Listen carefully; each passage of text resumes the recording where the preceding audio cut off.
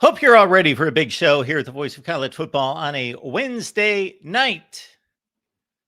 Appreciate you stopping by. Week 7 in the rearview mirror. Week 8 just ahead. It should be a good one. I love the lineup.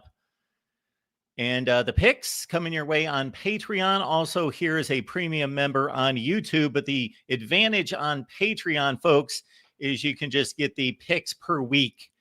2 off weeks. Fully transparent here. 2 off weeks. However, 75 and 52, surely profitable. 75 and 52 against the spread. 132 and 31 straight up. Absolutely.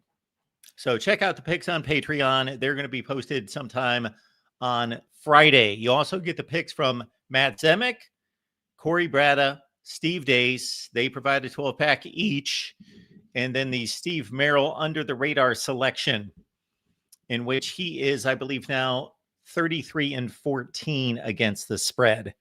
That will do you well as well. We'll take your comments and questions there in the chat. The phone line is in the chat as well. Otherwise, I'm going to run through week 8. We're going to look at the storylines that came out on this fine Wednesday. Hope you're all doing well. We had 3 big shows on the Voice of College Football that featured me. I can't even run down the myriad of shows across the network, but involving me, the Ohio State show earlier today at 11 a.m. Eastern Time, Florida State at 6 and Miami at 7. So go check out those shows. They were all tremendous. You know what I'm going to find before we start to go into week 8 matchups? I could probably just run a channel and do content on stupid comments made by other people. We could probably just live off of that. I have all sorts of respect for Robert Griffin III, the Heisman Trophy winner. Of course, a great quarterback in college, one of the best. And had a good rookie season in the NFL. I believe he was the NFL Rookie of the Year, or at least the Offensive Player of the Year in the NFL. And he's been a good broadcaster. I enjoy when he's doing games. But I responded to this statement, unless the tweet was misrepresented, which it shouldn't have been because it came directly from his account. Let me see if I can find it here. Follow me on Twitter, everyone. You can catch me at Mark Rogers VOCFB. So you can follow me on Twitter. Adam, thank you so much for the, I don't know what that was. Thank you so much for the super chat. We'll get to it in just a second. Yeah, what was that?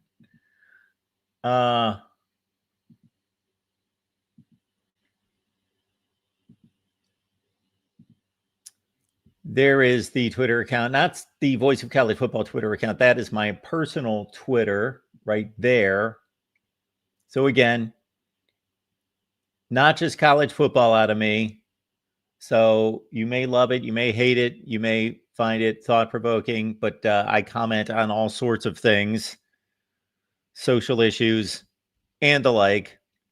But a lot of college football there with me, Mark Rogers, VOCFB. Florida State show. Okay. This was a comment made by RG3, who I can't even recognize there. That is RG3, yes.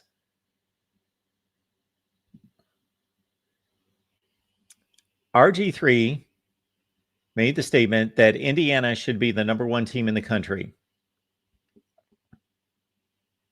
I have absolutely no issue with that. None. However, it's his reasoning. I believe that at this point in the season, based on what's been accomplished on the field, depending on your perspective, metrics, based on your evaluation process, that's reasonable. Ohio State's a reasonable choice for #1. Indiana's a reasonable choice for #1. Miami is a reasonable choice for #1. and you could possibly make a claim for somebody else. I don't think so. I don't think anyone else has a win that is that significant. If you're looking at Georgia Tech's undefeated,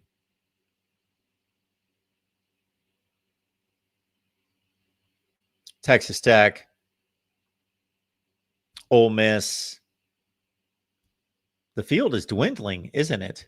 Undefeated teams. Who do we have? We've got Ohio State, Indiana, Georgia Tech, Miami, 4, Ole Miss, 5, Texas A&M, 6. They have a claim for number 1. And Texas Tech, 7. I believe we've got 7 undefeated teams in power conference play. So I have no issue with Robert Griffin III saying that Indiana should be number 1.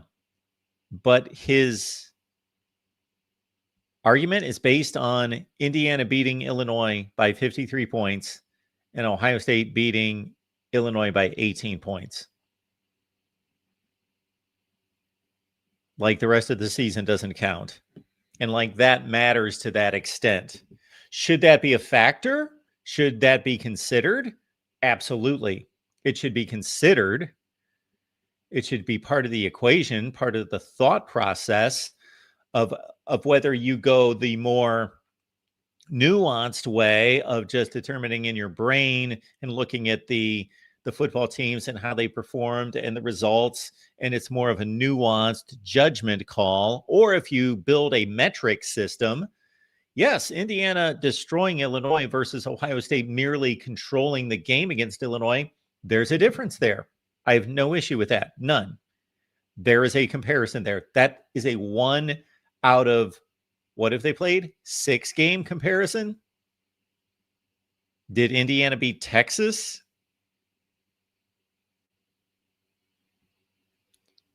They beat Oregon. They beat Oregon on the road. They beat them by 10. Again, I have no issue with Indiana getting the nod for number 1 by anyone. It is the thought process of that this is completely established by them beating Illinois by more points than Ohio State. That is flawed thinking.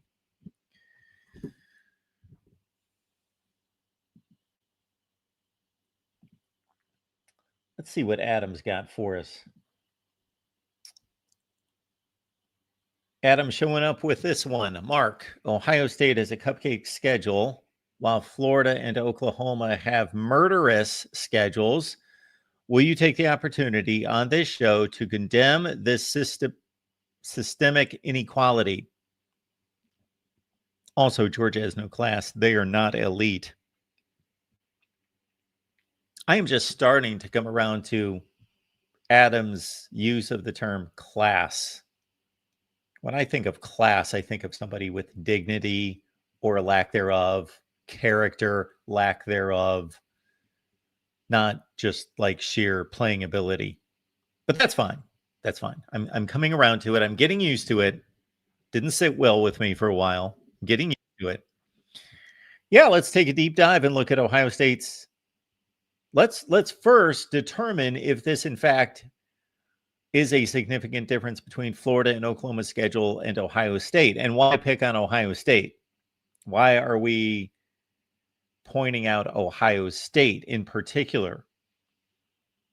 I think we would find that Florida and Oklahoma have substantially tougher schedules than just about anyone in the country, including Texas, including Miami, including Oregon, including, we can keep going, Penn State when they were relevant and considered a contender, Clemson when they were considered a contender. So I don't know why there has to be a comparison with Ohio State.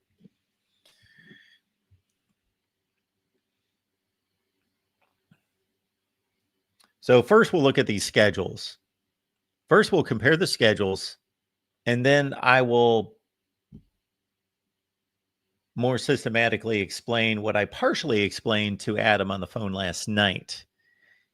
I have posted videos about this. Back when I posted videos, I posted a video about this a few different times. I think one time I can specifically remember it It was back when my set was in my kitchen, although you couldn't tell that, but my set was in my kitchen and I had a whiteboard and I went through how I would approach scheduling in college football. That was a long, long time ago. Did a live stream.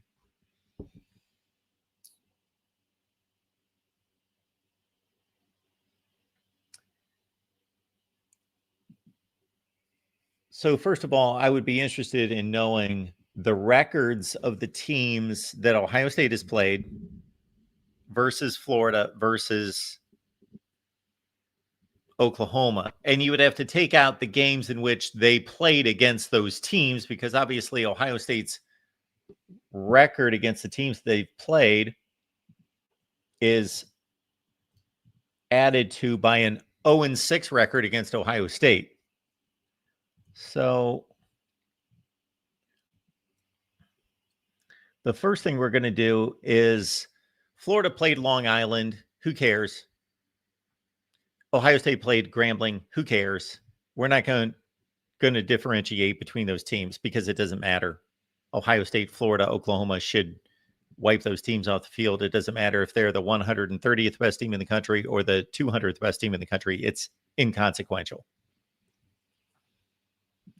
So as we look at it right this second, the teams that Ohio State has played this season, and somebody's going to have to help me out here.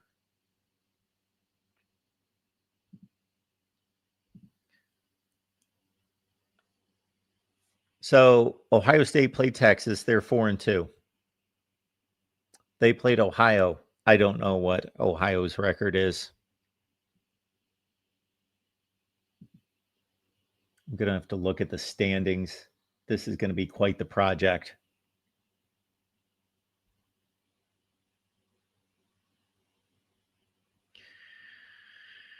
Ohio is 3-3.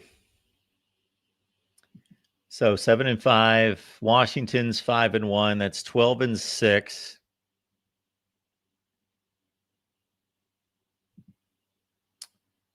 And Minnesota's 4-2. That's 16-8. Illinois 5-2, I believe. That's 21-10. Ohio State's opponents are 21-10. We are going to filter any kind of SEC bias out of this. So the teams Ohio State played are 20-10, 21-10, but they are 1, 2, 3, 4, 5, 0-5 against Ohio State. So they're 21-5 against everybody else.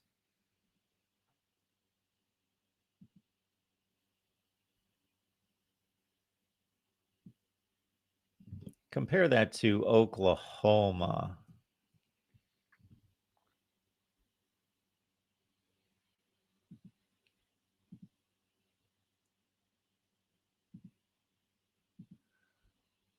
Okay.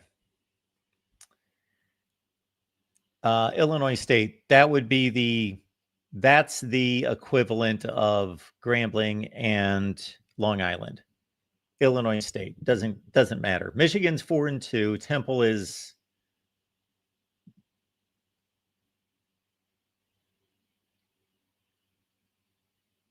3-3. That's 7-5. Auburn is what, 3-3? They're 3-3. That's 7-5. That's 10-8. Kent State, we should probably throw them in with Illinois State, but 10-8. You know what? We're going to do that because it's inconsequential. 10-8. Texas is 4-2, I believe.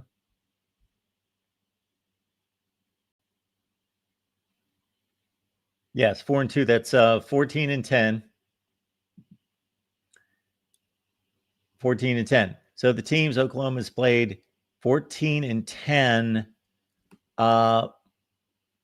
but they are 1-3 against Oklahoma. So they are 13-7. I'm sorry, 13-9. Okay. So Ohio State has played X number of FBS teams, and they're 21-5. And Oklahoma's played X number of FBS teams, and they're 13-9.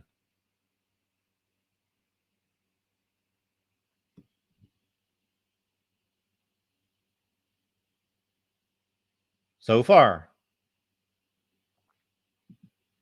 And then we will take this call in just to say, oh, here's Adam. We'll throw him on here.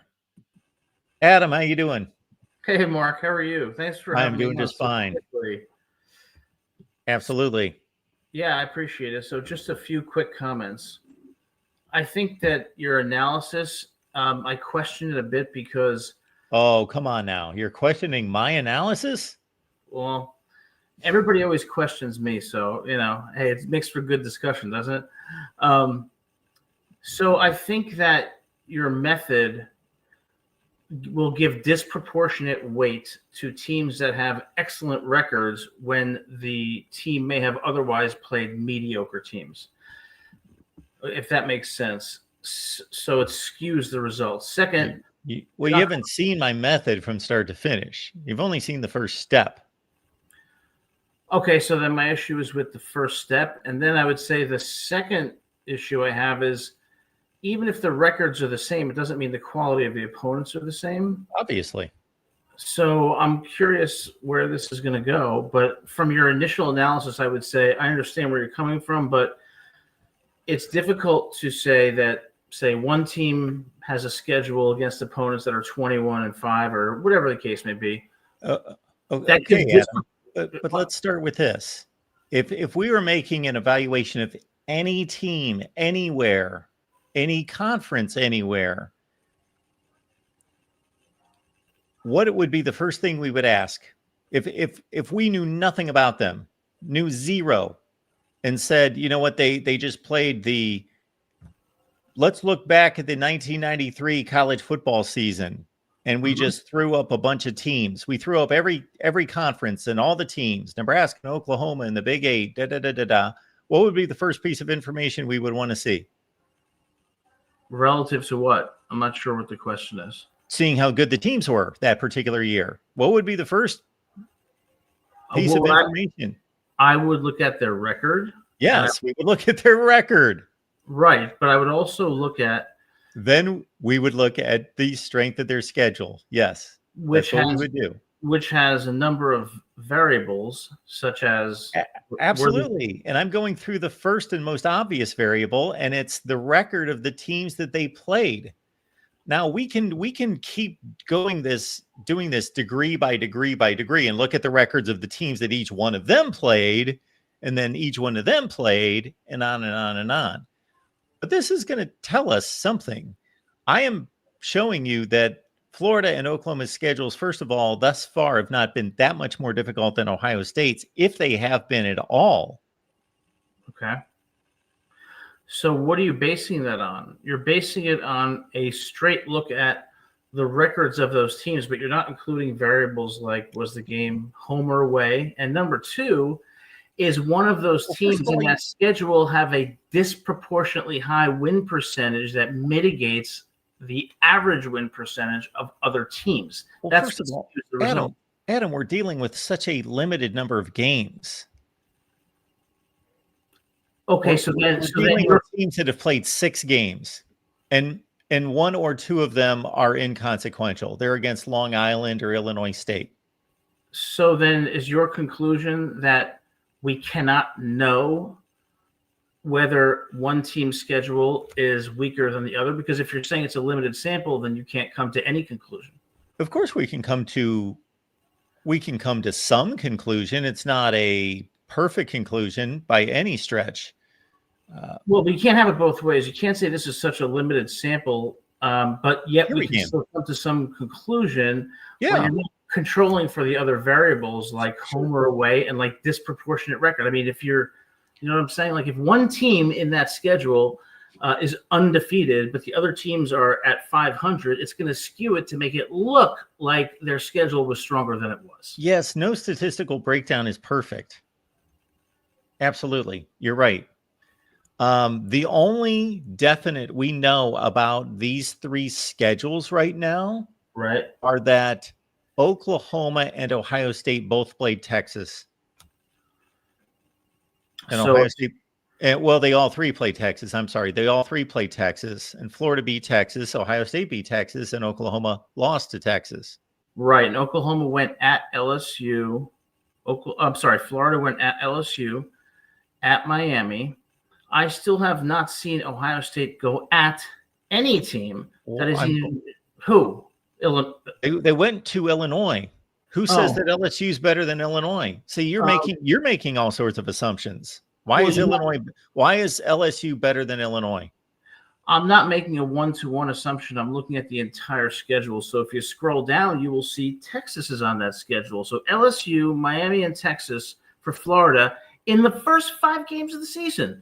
And if you scroll down more, you're going to see. I understand that, but we already determined that all 3 played Texas. So throw them out. Okay. That's a common denominator. Right. So what are you saying? That since Florida won by a larger margin against Texas than Ohio State did, that Florida's the better team? No. Well, okay. So then what's your point?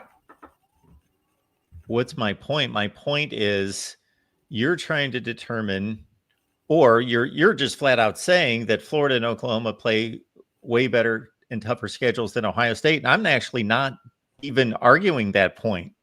I'm just saying let's look at it objectively and not just say we know LSU is better than Illinois, and I don't know how we know that. We don't know that. Illinois is not, or LSU is not proven to be substantially better than Illinois, or even better at all than Illinois. So if you're saying that we should look at it objectively, then you and I would have to agree on specific criteria to determine which schedule is harder. And what I've proposed is my criteria would be, number one, you have to look at the quality of teams across the schedule, the home and away, kind of, are they home or are they away? And I think if you do that, you'll see on balance that Florida has tougher games throughout their schedule, and so does Oklahoma, than does Ohio State, because Ohio State, who have they played on the road? Illinois. Who has Florida played on the road? Washington. Okay. And I don't know that Washington and Illinois is that bad of a, and then you add in Texas. I don't know that's that horrible of a schedule thus far. Washington's 5-1, Illinois 5-2, and we're including games that they lost against Ohio State. There's certainly some amount of subjectivity, but I would submit that playing at LSU in Death Valley and at Miami is more difficult than playing at Illinois and in Seattle. But I will submit that my point will be even stronger once you provide the entirety of the schedule. Illinois and Washington combined have 1 loss outside of playing Ohio State. Miami and LSU have 1 loss outside of playing Florida. And Illinois' 1 loss is to who? And they lost to maybe the best team in the country. By how many points? By 53 points. At home? No, on the road. But on the road, 53 points. Okay, so what I would say is if you look at the entirety of the schedule, you see Texas right there, but if you go down below, you're going to see a much stronger or much more challenging. I understand. I know, but Mark, I don't have these opportunities much. I don't have many opportunities to talk to, very intelligent people like yourself. Usually I'm dealing with anyway. But I don't disagree with you that Florida and Oklahoma. If somebody asked me, look at Florida's schedule, look at Oklahoma's schedule, and Ohio State's schedule, who has the toughest schedule? Who has the easiest schedule out of those 3? I'd say Ohio State. I would just said, instead of me just telling you that or agreeing with you, let's actually start to break it down, because I don't know that it's as obvious or as different, or there's the disparity that you or I or whomever believe there to be. And I will try to break it down as quickly as I can, because I'm sure you have other callers. Aside from the first 5 games, now they're going at A&M, Then they're home against Georgia, at Kentucky, at Ole Miss. I can't tell if it's home or away against Tennessee. Let's assume it's home. If you look at the bottom half of Ohio State's schedule, there is no comparison. So my first criteria is the quality of teams they're facing, not simply the record of all the teams combined that you were doing, because that skews it if there's one team that disproportionately has a higher win percentage. This is not even close. So this is what I'm basing it on, the quality of the teams that they're facing, and they're facing A&M on the road, and they're facing Ole Miss on the road, and they've already went at Miami and at LSU. Ohio State cannot possibly compare to that with their 2 games at Illinois and at Washington, in my view. Yeah, I don't know that anyone at Ohio State really cares. Well, I don't know what your point is. Why are you picking on Ohio State? I don't care that you are, but Florida and Oklahoma have tougher schedules than Texas. I'm picking on Ohio State, and I certainly could use another team, but my point is that if we're deciding who the best team in the country is, who should be ranked first, second, third, it's impossible to do so in the face of this disparity in scheduling. If Ohio State had this schedule, they would not be undefeated, in my view, and it wouldn't mean that they shouldn't. You talk about subjective. That's subjective. Well, Mark, I think that they would be undefeated against that schedule, but am I right? No, not necessarily. We will never know.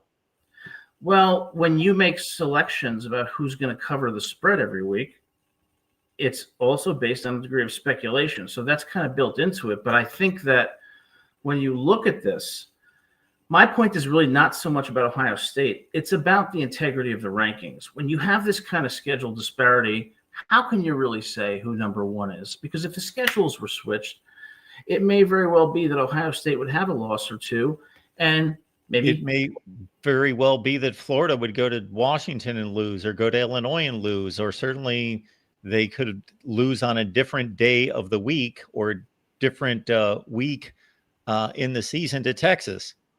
Okay, so if I concede everything you just said, at the very least, it shows that there is a serious question, given the schedule strength disparity, of whether these teams would have the records they do. So how can you remedy that or mitigate that to have a reliable national champion? I don't know the answer to that, but I do think that your solution that you proposed last night is a very, very good one. But absent something like that, you simply cannot look at Florida or Oklahoma's schedule and say, oh, well, they have 2 losses, they should be ranked here. Ohio State's unbeaten, yeah, because they beat Washington on the road, and they beat an Illinois team that lost by 53 to Indiana. There has to be some parity if you're going to have rankings that are reliable. Otherwise, it's the same subjectivity that, unfortunately, is unavoidable. All right. So I don't mean to keep rambling on, but No. It's a good discussion, and I just think it's a bit scattered, and that's my issue. That's my fault. So let me structure it a little bit better. Okay. Let's understand one thing, that regardless of how much time and attention and logic and metrics are put into scheduling, they cannot ever be completely equal. It's impossible, because we cannot forecast the future. So that's point number 1. We just have to realize that. We just have to understand that there is absolutely no, like if we played this college football season, Adam, and the day after we said, let's schedule next season, we know that these teams change. They play differently at different times, and it would be impossible to build a completely equitable schedule. So that's it. Our goal is an impossibility, first of all. Okay.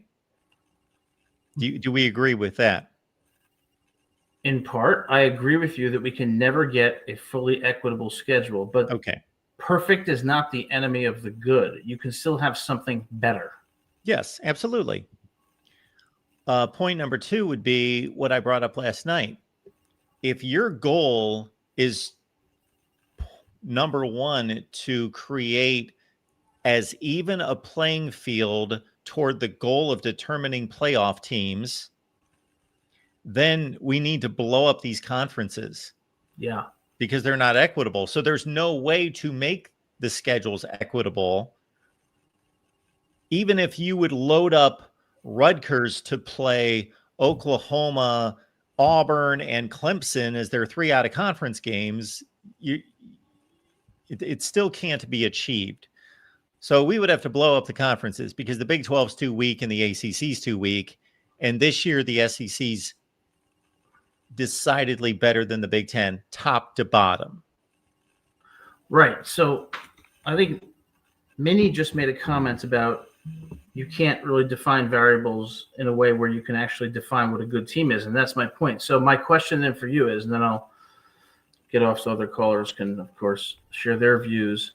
Would you like it better if Indiana and Oregon played like they did last weekend, but there's a second game where Oregon goes to Indiana? In a perfect world, yes, but that world doesn't exist because we don't have enough games. We're not playing a Major League Baseball season. We can't. These guys aren't. It's not a video machine. Then let's take out the cupcake games at the beginning of the season. You know, Penn State, Villanova, and whatnot, and let's schedule it in a way that you see it at least reasonably like the NFL, where, you know, the Giants just don't play the Redskins. The Redskins, you know what I mean? I mean, why can't I get what you mean, Adam, but it doesn't open up enough opportunities to do that. Okay, so Indiana played 3 cupcakes at the beginning of the year. So we're going to wipe those 3 games out, and we're going to replace them with whom? Well, first of all, we would have to work that out, but I'm talking about from a conceptual point of view, where can we start from? Why don't we start from the idea that, you know what, Ohio State's going to play Michigan every year. Now they're going to Ann Arbor this year. Well, in the same season, Michigan comes to Ohio State. Okay. So we get a lot of tradition here. That's fine. The next point is we're making a lot of assumptions about who's going to be good. Who knew Indiana was going to be any good this year or last year? Right. So why are we picking on Indiana? Why would they need to play such a tough schedule? Why wouldn't Rutgers have to play a difficult schedule? Or UCLA play a really difficult schedule? Well, my goal would not be to play difficult schedules. It is to play an equitable schedule. So Purdue should be playing just as difficult schedule as Ohio State. So then my question would be, why don't we have conferences where the overwhelming majority of the games are played intra-conference like we have in the NFL?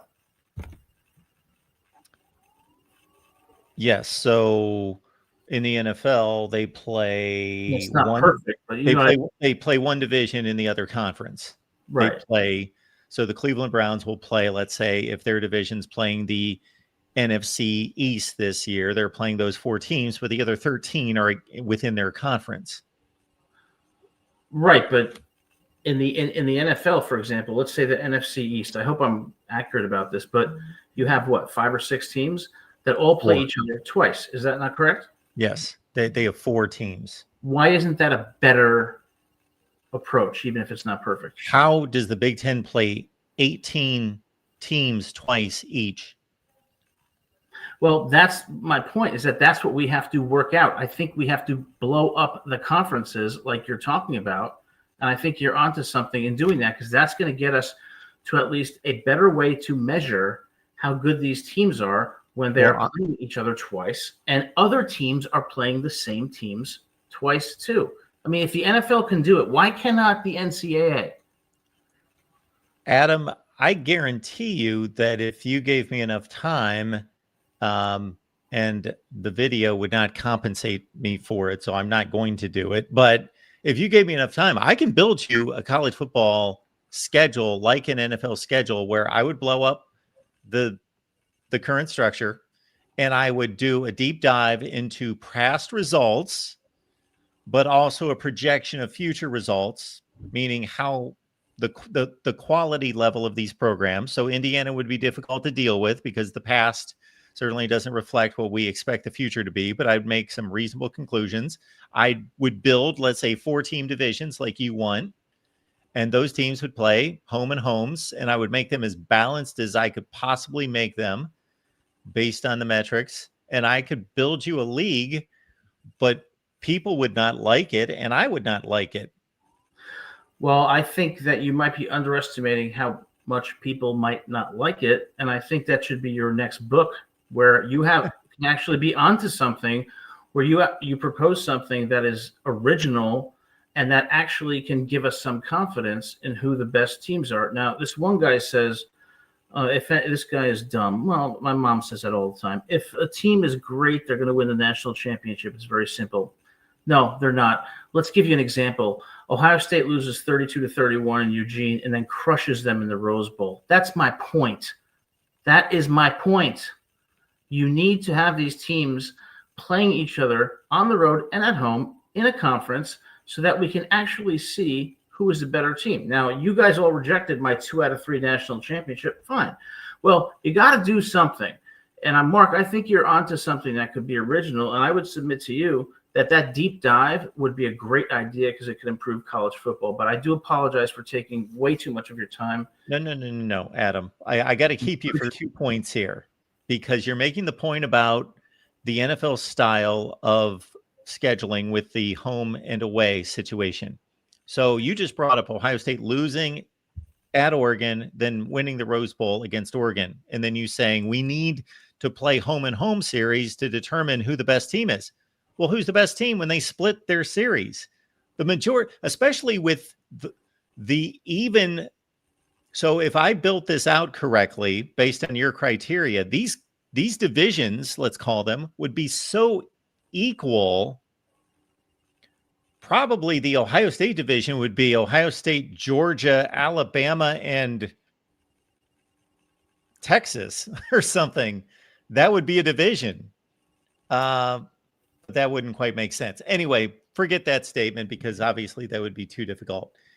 But these home and home scheduling situations, most of the time would be split between the vast majority of college football. So what did that just prove? They played twice and they split 2 games. That didn't show us who the better team was.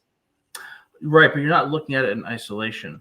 You are looking at it in, relative to all the other games they played, which will also have common opponents. I would have rather had Ohio State lose to Oregon 32-31 and then beat them in Columbus like they did in the Rose Bowl, because that's going to affect, based on their other performances against other teams, who makes the playoff. Instead, we're deciding it in the playoff when it should have been decided in the regular season, so we get a more accurate playoff selection. That's my point. The playoffs are not the place for Ohio State to be crushing Oregon. If they crush them during the regular season in a second matchup, and then we look at how they perform the rest of the season, it would inform who we select for the playoffs. What we're doing right now is we're taking one step too much, where we're having it resolved in the playoff when it could have been resolved beforehand, leading to less controversy about who should be in the playoff. So, yeah, it's a deep dive, and I would be happy to work with you on it because it is a substantial project, but it's something I think that is a worthy endeavor. In your example, I don't know what that would have proven other than Ohio State was more dominant in its win over Oregon than Oregon was in its win over Ohio State. Otherwise, Oregon did not lose another Big Ten game.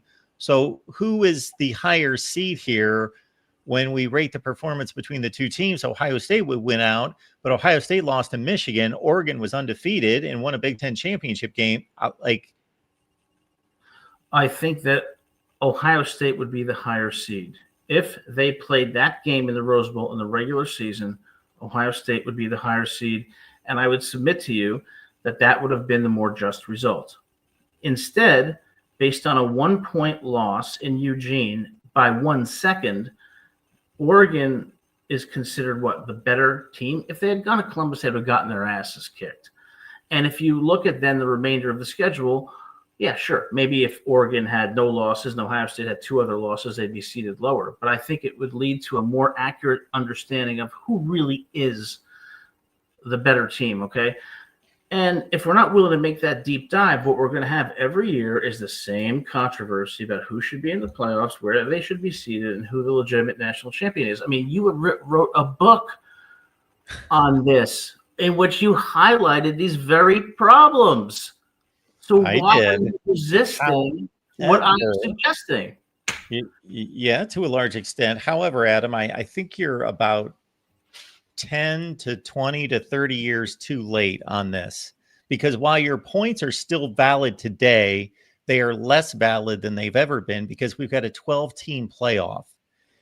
And if those aren't the 12 best teams in the, let's throw out the group of 5, the 11 best teams in the country, they're probably the 11 of the top 13. Like, we are not going to miss it by much. Like, if you looked at last year, if we look at it in retrospect, once we get to the playoffs this December and look at what 12 teams are selected, sure, there's going to be Team A, Team B, a couple teams that are left out that maybe they're better than the 12 seed or the 11 seed. But if you can't make a 12-team playoff in the way this is structured currently, again, because the field is expanded, then your point is just, in your project and your endeavor, is less valid.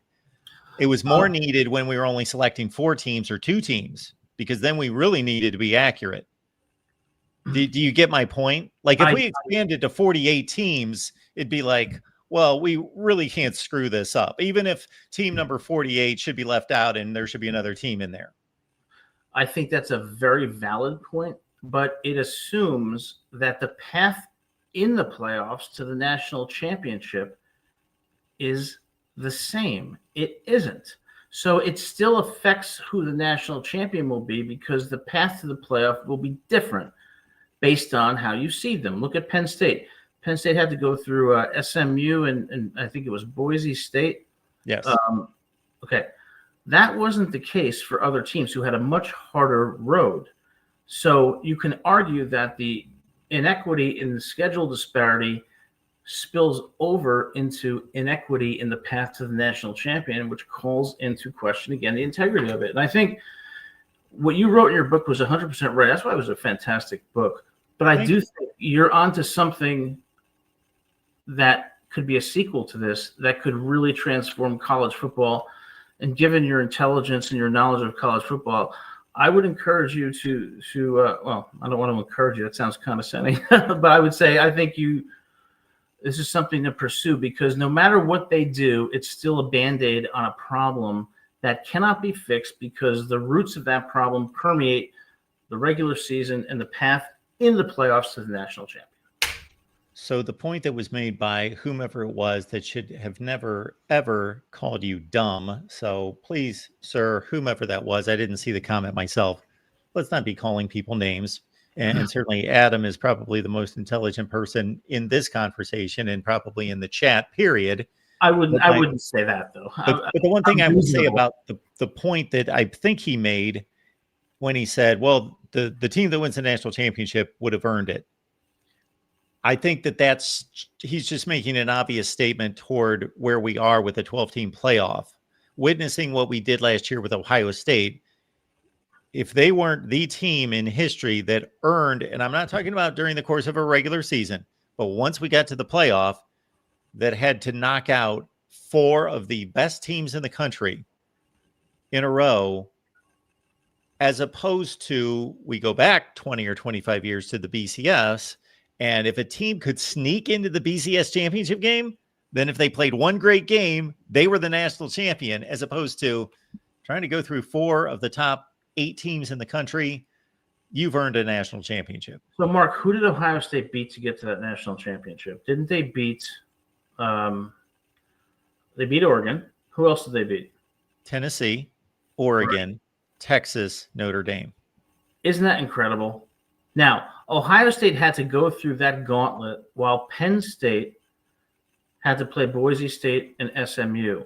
If we changed the way the schedules were done in the regular season, the right result would have been Ohio State should not have had to gone through that gauntlet. Penn State should have, because Ohio State was the better team. It was reversed. I mean, sure, Ohio State was the best team in the country last year, but they had to go through a playoff gauntlet that was far more difficult than any other team. Why should that be the case? You're pointing out a playoff fault. a faulty playoff format. That has nothing to do with scheduling. It does. It's a result of schedule disparity in the regular season that allows lesser teams to be ranked higher. And that was the case last year in the playoffs. No. It was a playoff format that allotted 2 conference champions who were lesser to be seeded above all these other teams. I agree. And I would say that's a distinction without a difference, because it still allowed these lesser teams to have an easier path when the better teams are the ones who, in my view, should have had the easier path. It was reversed, and that is a reflection of schedule strength disparity. Ohio State should have never had to go through that kind of hell to win the national title. While Drew Aller and James Franklin, and Drew Aller, we wish him the best, are playing Boise State and SMU. It's ridiculous. No class. And Ohio State beat them in the regular season. 20-10 in Happy Valley. So that's just my thoughts. So I hope that I wasn't too boring, but thank you for not at all. I always enjoy what you bring to the table, Adam. Thanks, Mark. I appreciate you having me on the show. Great show as always. Thank you, sir. Take care. So the comment down here is at the crux of all of this.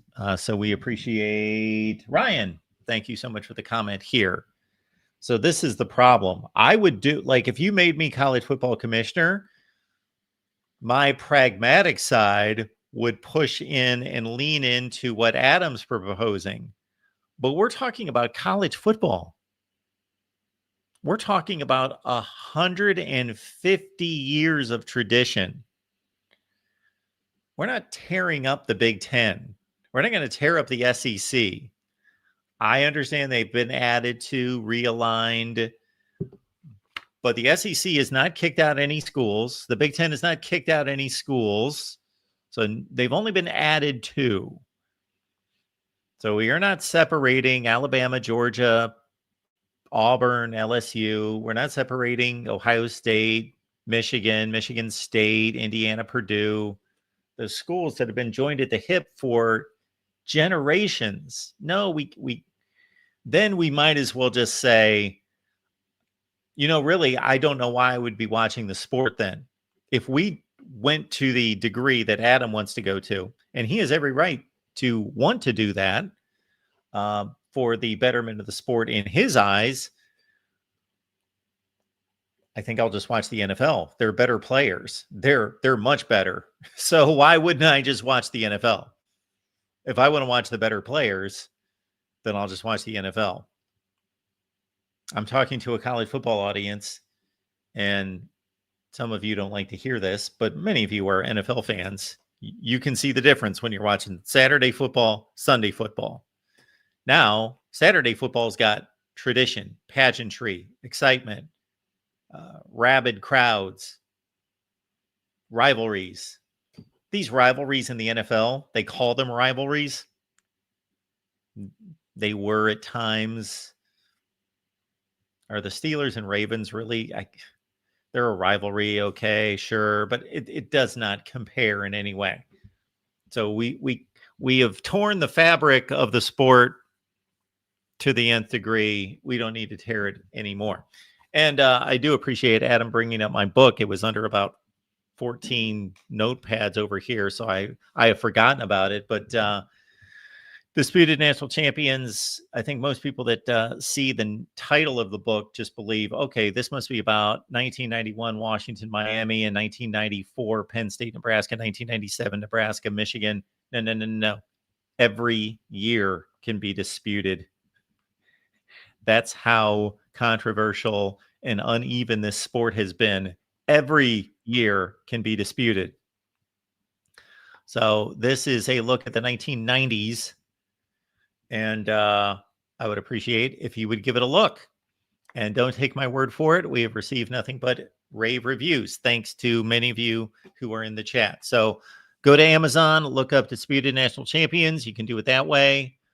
Or go down in the description section of this video and just grab the link. Amazon Disputed National Champions.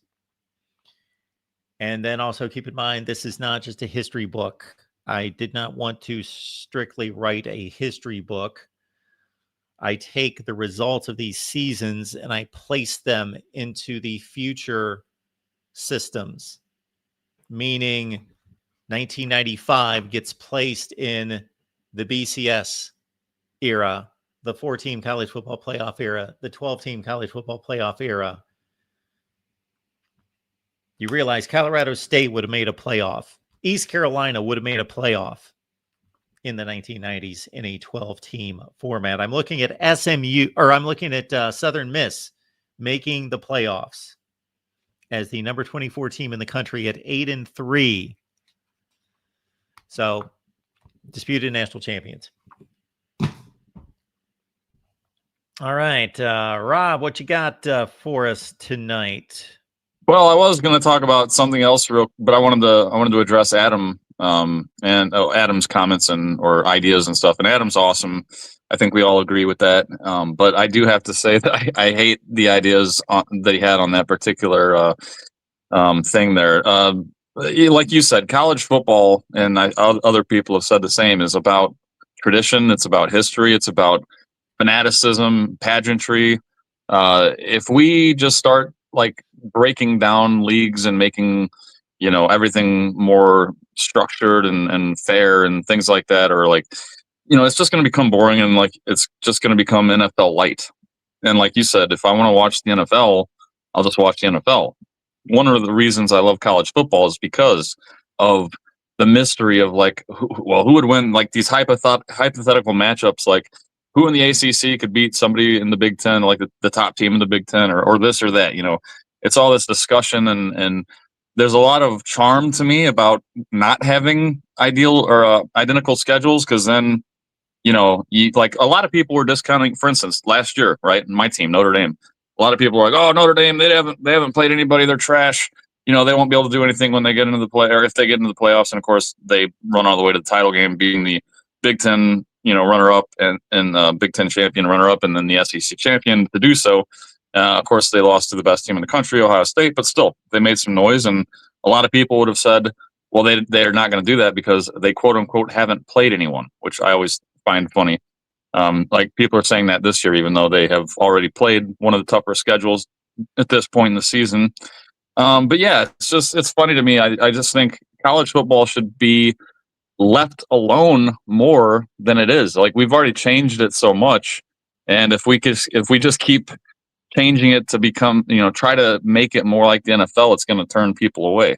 I mean, I've heard somebody talking like Josh Pate. He's like saying that people will eventually leave college football if they just keep, making changes. Specifically, he thinks that they make changes to the playoffs and just, make it a lot larger pool.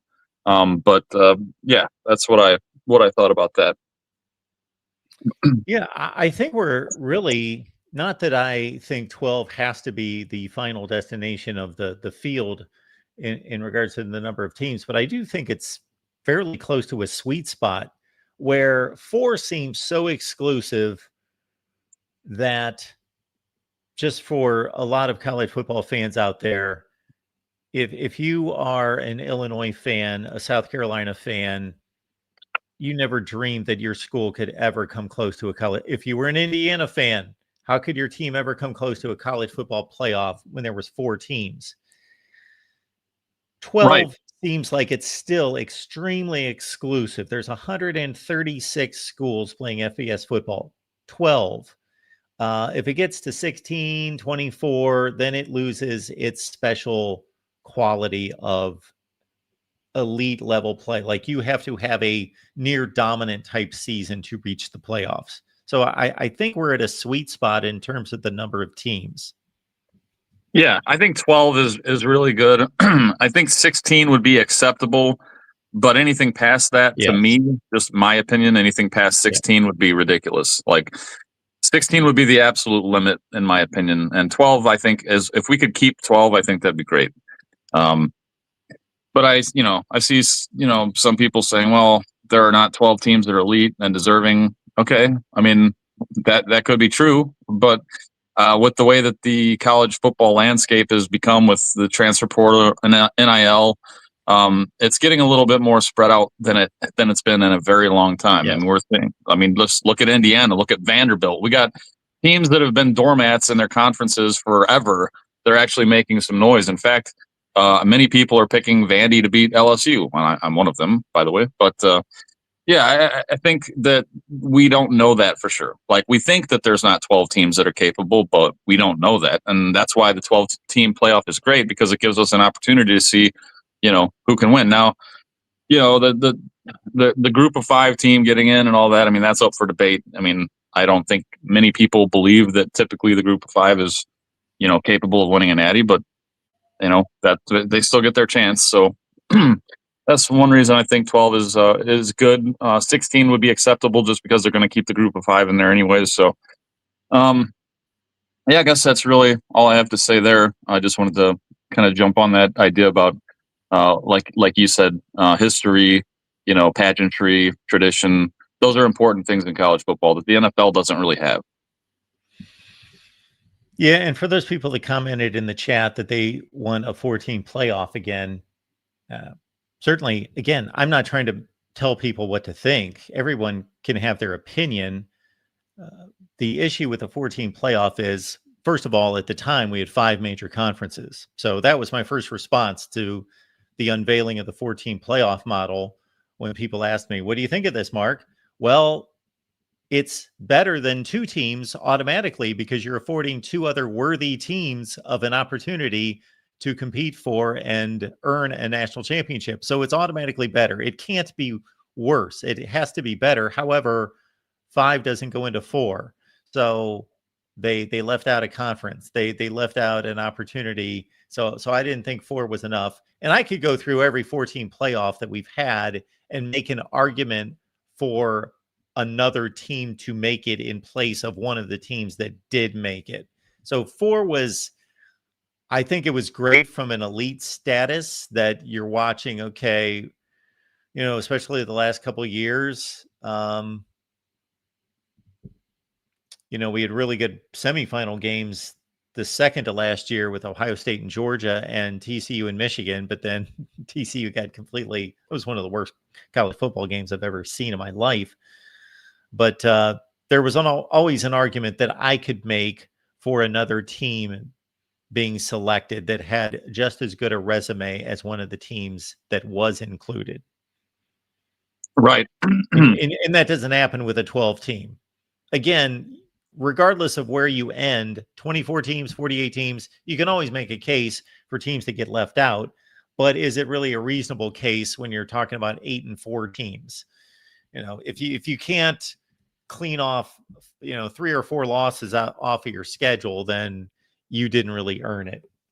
Does that mean you're not as good as like the number 12 seed? No, that doesn't mean that. It just means you didn't take care of business and you had ample opportunity not to lose 3 games. Right. And thank you for mentioning that, because that actually triggered something that I wanted to bring up real quick too, that Adam discussed. Again, I love you, Adam. I'm not picking on you. I just wanted to kind of put a point out there. So he said, like Penn State, and I agree, Penn State had a ridiculously easy path in the playoffs last year. I think everybody could agree with that. However, he said something like, if Penn State was switched with Ohio State and, Penn State had to play Tennessee and then Texas and blah, blah, blah, then they probably wouldn't. Well, that's probably true. They probably don't make it through that exact gauntlet, but that's kind of the point, isn't it? Like, if you can't win the games in front of you, no matter where you're placed, then you probably don't deserve to win the championship anyway, or you're not going to win the championship anyway. Like, yes, some teams have like easier paths in the playoffs, but like, you've got to win the game that's right in front of you. And as a Notre Dame fan this year, that's why I'm not going to be upset if they don't make the playoffs, because they didn't win the games they needed to win. Like, you needed to at least split Miami and Texas A&M to secure, like, to make sure you can probably get into the playoffs. They didn't do that. So they kind of shot themselves in the foot. And now they got their back against the wall against USC. They lose this weekend, then they're out, and they deserve to be. So you got to win the games in front of you. If you get into the playoffs, you got to win. No matter the easier, the harder the path is, you have to win those games. Otherwise, you're not going to be crowned the champion no matter what. So. Okay, Rob, anything else, sir? No, that's it. Always great talking to you, Mark. Until next time. Thank you, sir. We will be back on Thursday at 10 p.m. Eastern time to talk college football with you. We have hit the limit in terms of time, but we do have our buddy Keith on the line, so we'll have Keith get his say. Okay, Mark. Yeah, about the Adam trying to squeeze in and saying Ohio State was this team and Penn State was that team. The data really doesn't look that way. If you look at it, Ohio State was the 8th seed in the tournament last year. Were correct? That's not data. What is that? It's that a seeding. Those are two different things. Yeah. That's a seeding. That's not data. Data is factual. Data is factual. A seeding is an opinion. They seeded the teams. Ohio State deserved that seeding because they had no, they didn't. They actually should have been seeded higher, but it didn't matter. They played right through it. They should have been seeded ahead of a Penn State. Although Penn State had one loss, right, to Ohio State? Penn State lost 2 games. Ohio State lost 2 games. They lost 2 games too. Okay. Yeah, and Ohio State, if you just look at Ohio State beat them head-to-head on the road, and they both got to play Oregon, and Ohio State played a much better game against Oregon on the road. Penn State got to play them at a neutral site. Okay. But that's fine. I stated that at the time, but was Penn State 5th, 6th, or 7th? They were 6th. 6th, yeah. Texas was 5th. Yeah, because before the playoffs, everybody thought the 5th seed was going to be the lucky draw, but it turned out to be Penn State had the lucky draw with the 6th. Yeah, because everybody assumed that the group of 5 teams would be pushed to the back, but Boise State, it was inexplicable and probably won't happen. Not even 10% of the time that a group of 5 would get ranked higher than a Power 4 conference champion. Right. Yeah. Clemson. So, anyways, anybody that's seated in the bottom half of the tournament has got to beat 4 top 6 teams or a team that beat one of the top 6 teams to get through the championship. Anybody that finishes in the bottom of bracket's going to have just as hard a row, basically, as Ohio State did, right? Yep. Yeah. Yeah. So, Ohio State fans like to brag about the, and I do too, the gauntlet that they went through. But this is going to be this is going to be the norm for every national champion going forward. Right. To an extent. Especially if it's somebody at the bottom of the bracket. For one of these years, the 12th seed is going to run up there to the championship game, and everybody will say, what a terrible gauntlet they had. They had to beat number 1. Or no, they had to beat number 5. And number then 5. 1. Or and anyway. And then probably 1, 5, 1, and then 2 or 3. Yeah.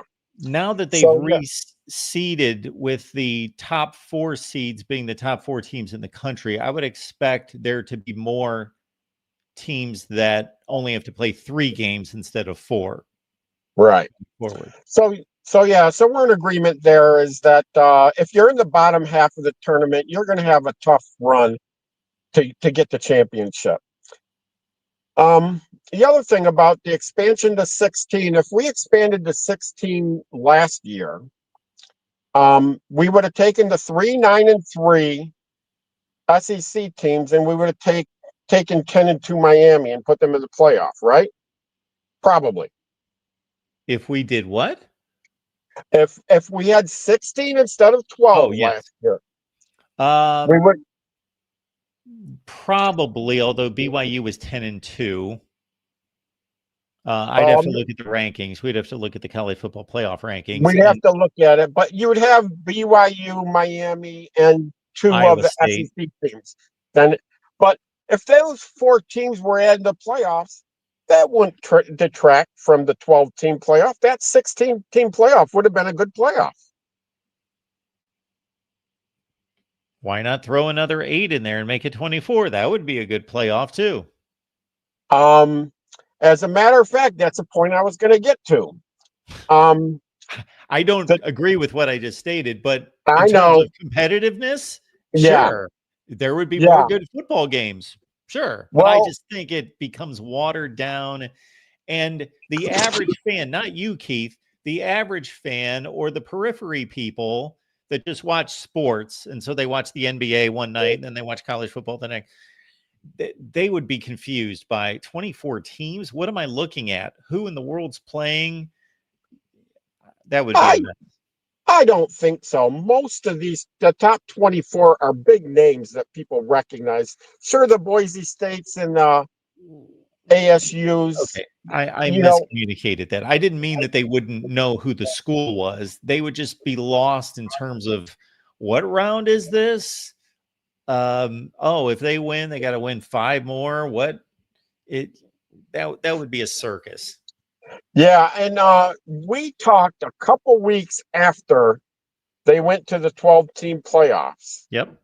And you were really against it, and I was saying it's inevitable. In fact, you can count right now, we're going to go to 16. We're only going to be at 12 for a few years, and then we're going to go to 16. That's looking more likely now. Each year we go on, that gets more and more likely.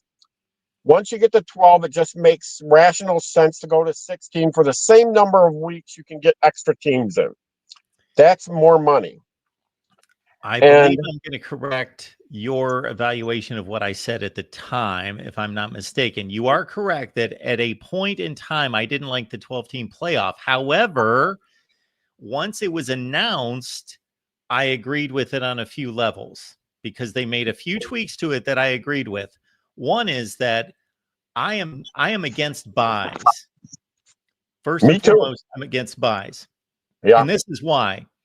In the NFL, they have a reasonable, objective process to determine buys.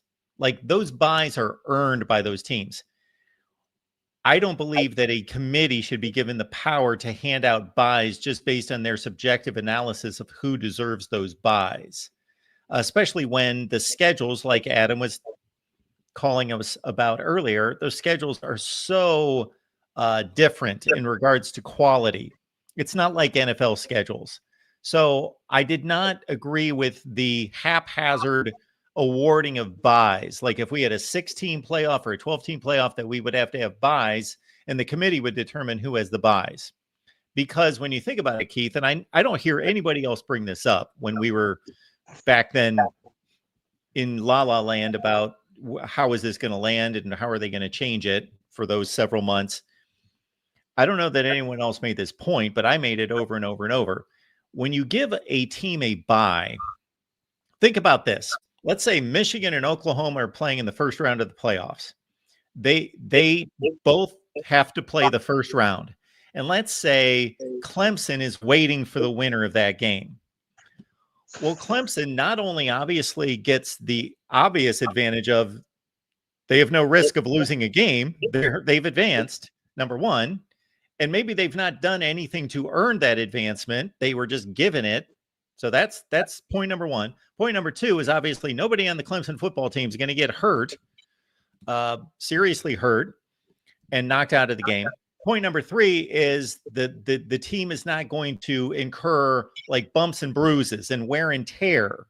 Even if guys can still play, the season wears on them. So that's point number three. Then point number four is the thing that I don't think people bring up, is that while Michigan and Oklahoma have to focus on each other, have to study film because they have to take that game seriously. They can't assume anything.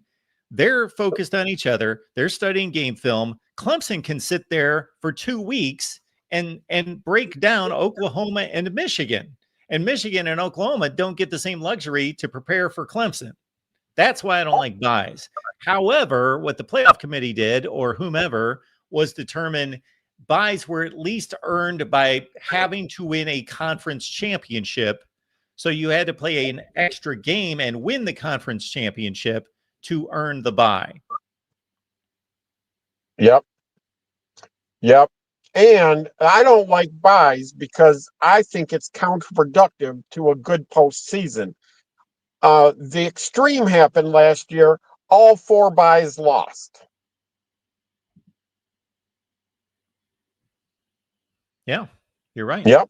They did. And if you look at the history of buys, I think more than half of the time the bye team loses. Is that? Are you talking about? Well, that's the only time we've ever had it in college football. Are you talking about the Yeah, that's NFL? true. Yeah, I'm thinking about NFL too. Lions had bye, and they got blown out. Okay, that's anecdotal, Keith. The reason I would argue that point, but you make a great point, but let's peel this back a little bit. It would be unfair for us to go through the history of the NFL and see who had the bye versus the team that they then played and who won the game, because the team that has the bye is almost always the better team. That's why they got the bye. They're better. That's right. So they should win the next game most of the time. But you make a great point. That's been debated forever. Do you get rusty? Do you get off your game by having to sit around, or does that help you? I think that can be argued back and forth. Now, there's a consideration with the buys that we saw in 2024. Number one, Boise State and Arizona State didn't belong there. They were elevated from like number 12 and number 16 in the country to number 3 and 4 to get their buys. So, and then Georgia was without their starting quarterback, and Ohio State was Ohio State playing Oregon. So actually, what's ironic that you bring up that all four lost, but all four were supposed to lose. They were all four underdogs in their games. Was Oregon an underdog to Ohio State? Yes. I thought Oregon was favored slightly against Ohio State. Yeah. Look it up. We'd have to look it up, yeah. Because they were still the number one. Keith. I'm telling you that Ohio State was a favorite at the Rose Bowl. I got to trust your information on that. You have more you're more touch with that much detail than I am. So I'll get you that. Okay. So and then who was number 2? Georgia. And they lost to Notre Dame, right? Yes. And was Notre Dame the favorite over Georgia? It was slight, like 2 points. I'll look it up. Yeah, but Notre so again, Georgia lost its starting quarterback though. So that factored into that. Okay. Yeah. So yeah, but I think you're going to find with buys in college football that it's counterproductive, and that's why. And plus, there's another thing that hasn't been mentioned tonight, is that the 4 teams that got buys lost home games. They could have all had a home game if it was a full 16-team playoff. There would have been 4 more home teams for all those 4 teams. Yeah, but they would have had to play the game. They would have had to play the game, but they would have been playing it at the bottom 4 teams, the last 4 teams that get in. 2 of those SEC, Brigham Young and Miami. Yeah, but they got an automatic win by having a bye. Yes, but if they play a lesser team, build their confidence and their confidence. Do you think Oregon wasn't confident after going 13-0 and winning the Big Ten championship? Well, something happened to them because they didn't look like a confident team against Ohio State. They lost their confidence. That's why they lost to Ohio State. Their confidence would have been built up by beating up on SMU. I think there would have been, yes. I think Come on, Keith. Yeah, now what happened? Something majorly happened to Oregon in the playoffs against Ohio State. Didn't they look like not the same team? Like half their team was absent. I will not disagree with that. Yeah. I will not disagree with that. Ohio State was better, and I think that they would have beaten Oregon regardless of where they played, what day of the week, whatever. They were just better. But yeah, they weren't 34-0 in the second quarter better. Yeah. That's right. That was an aberration. Ohio State was on its game. Oregon was off. Ohio State's coaching staff ran circles around Oregon. It was a perfect storm. Was Ohio State's confidence boosted after the Michigan loss to really stomp on Tennessee? That boosted their confidence, right? Well, I don't know if they boosted their confidence. I think it was a wake-up call. I think it kicked them in the teeth. I think the Michigan game is the one that kicked them in the teeth and woke them up. Sure. Yeah. Yeah. Absolutely. And so they trounced Tennessee, but still going into the Tennessee game, everybody was worried about what Ohio State team was going to show up there. Sure. Yeah. None of us were convinced that Ohio State was guaranteed a victory there. You're None right. of us. Not even me. I picked them to win, but I wouldn't have been surprised if they would have. I thought that they were deflated. The same thing happened when Michigan kicked them around in the fourth quarter 2 years earlier in 2022. And then Ohio State had to play, Ohio State's the consensus #1. They're 11-0, and then Michigan kills them. And then Ohio State's matched up against Georgia. Georgia was obviously the defending champions, and they were looked infallible. And I thought, wow, I half of me thought, okay, if Ohio State comes to play, this could be a epic game. This should be a great game, which of course it turned out to be. But half of me was like, their confidence might be shot, and Georgia's not going to mess around. This could be ugly. But they responded. Yeah. And that was one of the best playoff games that we've ever had, was Ohio State, Georgia. But there was another year we beat you. You went out to Missouri in some bowl game, and you got your butts kicked really bad. Well, I don't know about that. Wasn't it like 29 to 3? It was 29 to 3 or something. It was 14-3, and it was like 3-0 in the fourth quarter. Ohio State.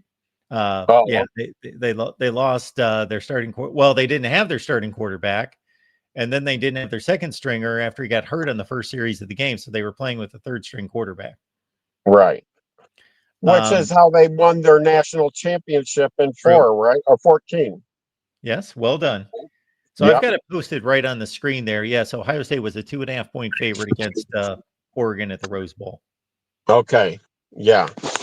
So I just don't remember that line as well. I would have thought that Oregon, still being the #1 team, would have still been the favorite, but Vegas is pretty good about that stuff. Yeah. So yeah, and also when we had that discussion about the teams going to 16, I also said conference games are becoming meaningless in this 12-team format. All the conference matters for is seeding now. It doesn't matter for making the playoff or not, and that it eventually will go away, and there will be teams that'll not want to play in that championship game, and we're starting to see that already.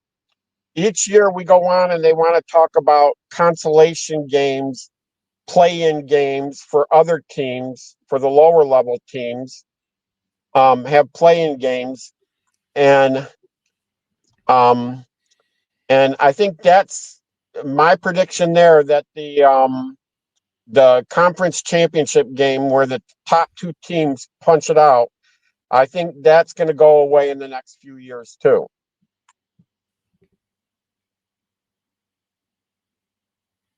Okay. Yeah.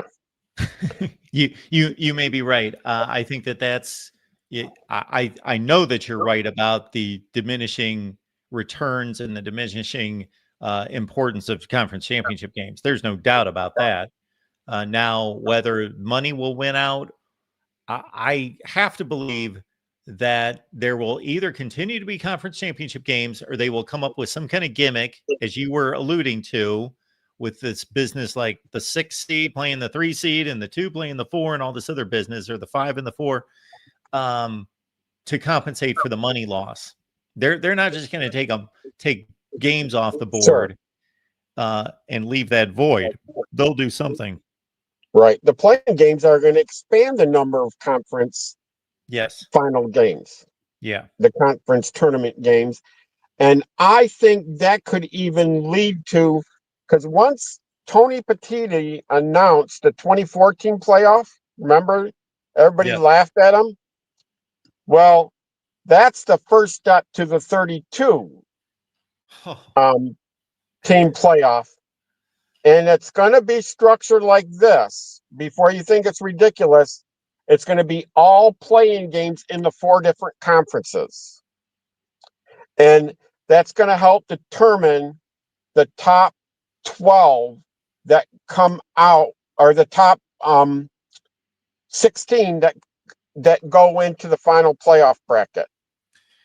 You know, one thing I can get behind here, if I'm thinking of this straight as you're lining this up, let's take the Big Ten, for example. You're going to take the top 6 teams out of the Big Ten, and this, I believe, is the way it's going to be structured. The top 2 teams don't have to play. They're automatically in the playoff.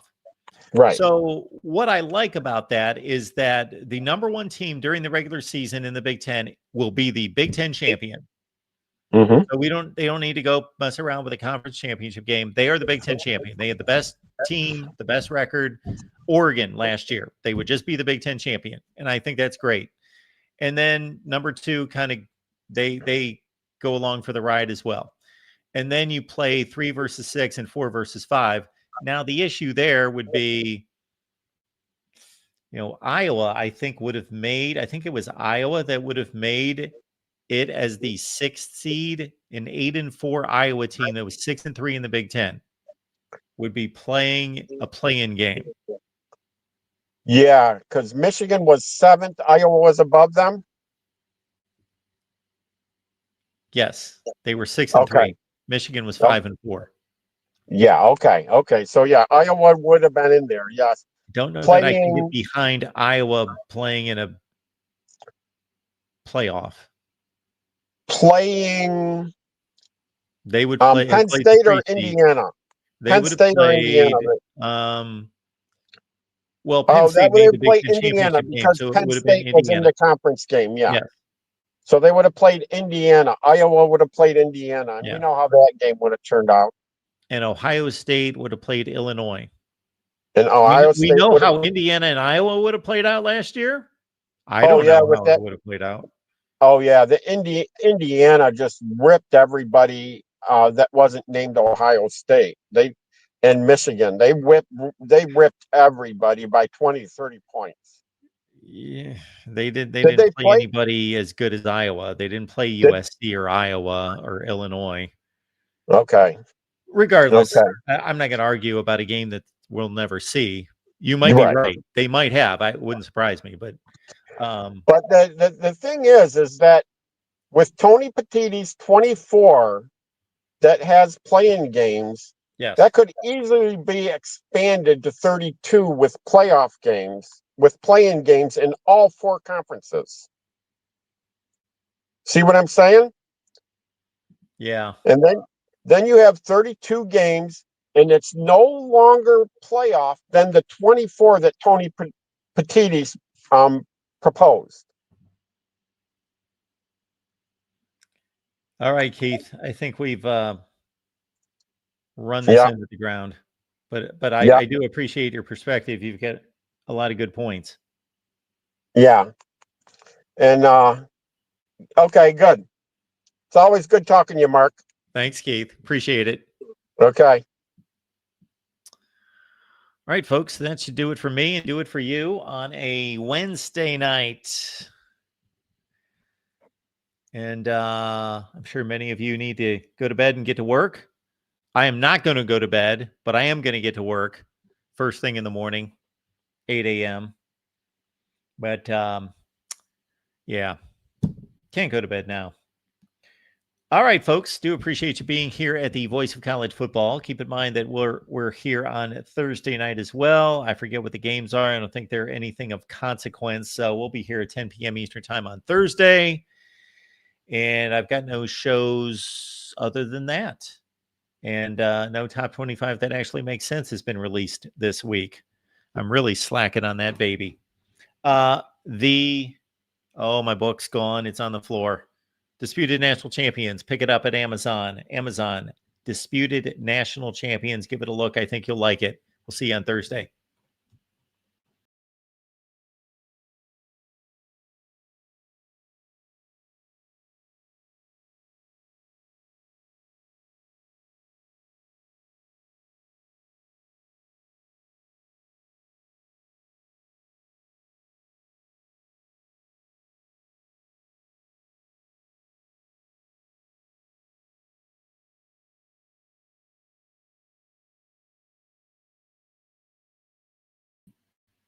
So while we've got our Hawaii guys on here, I will let you know that I contacted our merchandise guy, not to be confused with our Hawaii guys, our merchandise guy. And we do have an issue that we have used up all of the, whatever the name is for it, basically all the spots that we can use to create different types of items. So that's our issue right now. I wonder if we could get rid of Indiana or somebody. So anyway, that is the answer to the question, that we have used up all the item selections that we have under our agreement with the merch store. So that's our deal with Hawaii merch. So we will work around that if we possibly can. See you on Thursday.